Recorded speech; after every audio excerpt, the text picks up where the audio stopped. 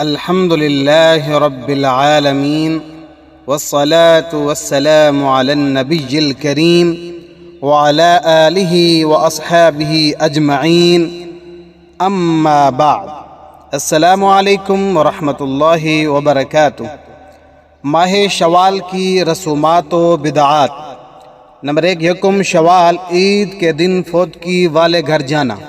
بعض علاقوں میں جب کسی گھر میں فوتگی ہوتی ہے تو اس کی وفات کے بعد عزیز و اقارب پہلی عید و بقر عید پر میت کے گھر پہنچنا فرض سمجھتے ہیں اور وہاں جا کر تعزیت کرتے ہیں، چاہے انتقال ہوئے مہینوں گزر چکے ہوں۔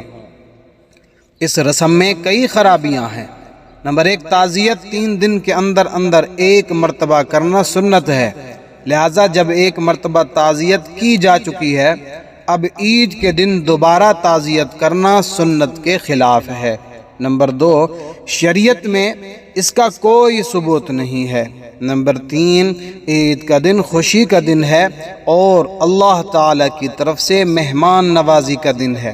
اس دن غم کو تازہ کر کے عید کی خوشی کو غم میں تبدیل کرنا انتہائی مکروہ اور خلاف شریعت رسم ہے، لہٰذا اس بری رسم اور بدعت سیئہ سے اجتناب کرنا ضروری ہے۔ اللہ کریم سے دعا ہے اللہ مجھے اور آپ سب کو دین کے مسائل سمجھنے اور اس پر عمل کرنے کی توفیق عطا فرمائے، آمین ثم آمین۔